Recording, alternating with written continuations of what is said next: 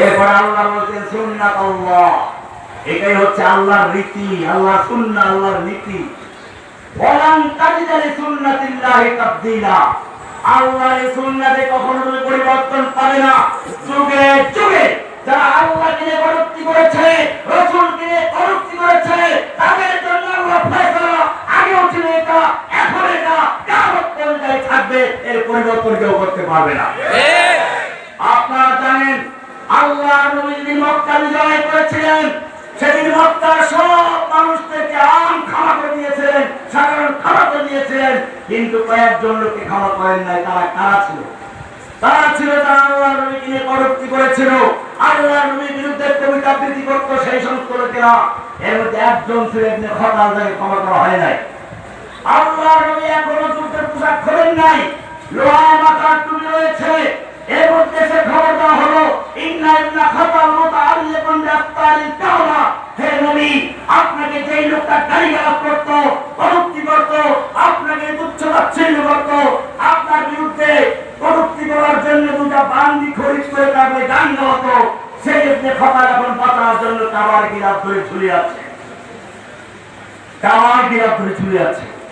অথচ হারামের মধ্যে প্রবেশ করে তার জীবনের নিরাপত্তা আছে। ওমান দাখালাহু কানা আমিনা।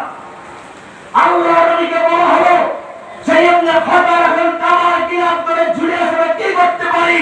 আল্লাহর নবী বলেন ফাকতুলুহু, ওকে গালিগালাজ করে দাও। কারণ আল্লাহ এবং আল্লাহ রাসূলকে নিয়ে যারা কটূক্তি করে তাদের আল্লাহর দুনিয়ায় থাকার অধিকার থাকে না। আমার ভাইরা, সেই সময় এই গরিব চক্রান্ত হয়েছে একটা উদ্দেশ্যেই, প্রথমে নবীজিকে বিতর্কিত করে দেওয়া, নবীর চরিত্রকে বিতর্কিত করা, এরপরে নবীর ওয়ারিস ওলামায়ে কেরামদের চরিত্রকে বিতর্কিত করা। সেটা শিকার হয়েছে মাওলানা মাহমুদ হক সাহেব। ভাইরা আমার, আমি আর বক্তব্য দীর্ঘায়িত করছি না, আমাদের টাইম।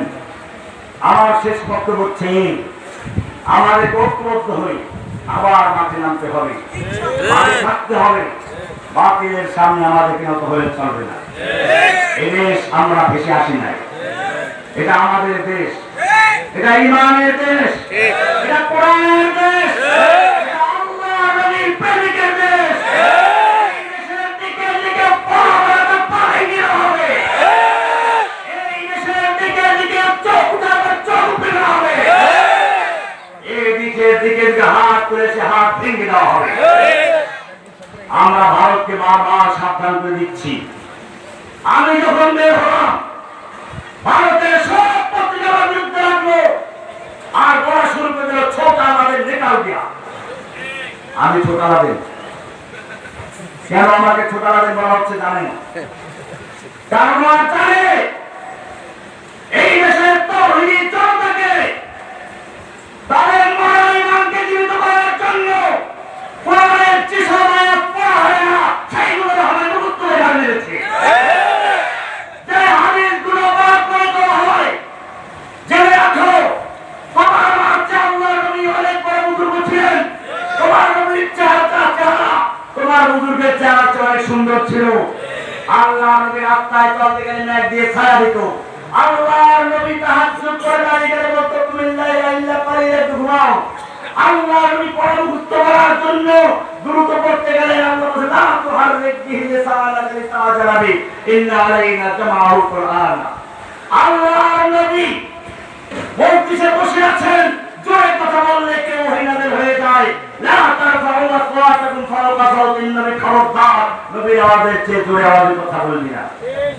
আমার প্রশ্ন হচ্ছে, যেই নবীকে আল্লাহ এত ভালোবাসেন, এত প্যার মহব্বত করেন, সেই নবীকে যখন তায়েফের ময়দানে পাথর মারা হচ্ছিল আল্লাহ দেখতে পাচ্ছিলেন কিনা? সেই নবীকে যখন উহুদের ময়দানে আঘাত করা হলো, লোহা ভেঙে গায়ে ঢুকে দাঁত পড়ে গেল, আল্লাহ দেখতে পাচ্ছিলেন কিনা? অবশ্যই দেখতে পাচ্ছি। ফিরাবার ক্ষমতা ছিল কিনা?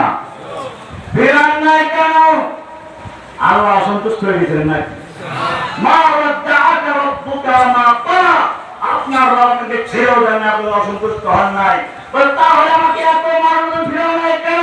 কোরআন পরিষ্কার করে দিচ্ছে, আন হাসিবতু আন তাদখুলুল জান্নাতা ওয়া লাম্মা ইয়াতিকুম মাসালুল লাযীনা খালাউ মিন ক্বাবলিকুম মাসসাকুমুল বা'সাউ ওয়াদ-দাররাউ ওয়া যুলজিলু হাত্তা ইয়াকুলা ওয়াল্লাযীনা আমানু মাআহু মাতা নাসরুল্লাহ।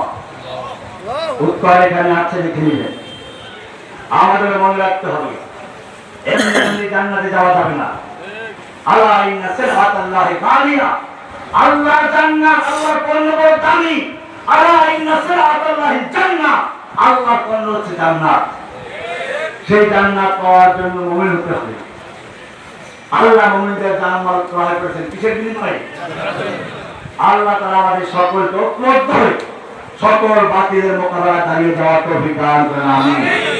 সকল ফিকহি মাসলাগত ভেদাভেদ ভুলে দিয়ে গোটা মুসলিম উম্মাহকে ঐক্যবদ্ধ হয়ে আল্লাহর রজ্জু কোরআনকে ধারণ করার তৌফিক দান করেন, আমিন। সাল্লাল্লাহু তাআলা আলা নবিয়িনা মুহাম্মদ ওয়া আলা আলিহি ওয়া সাহবিহি আজমাইন। আসসালামু আলাইকুম।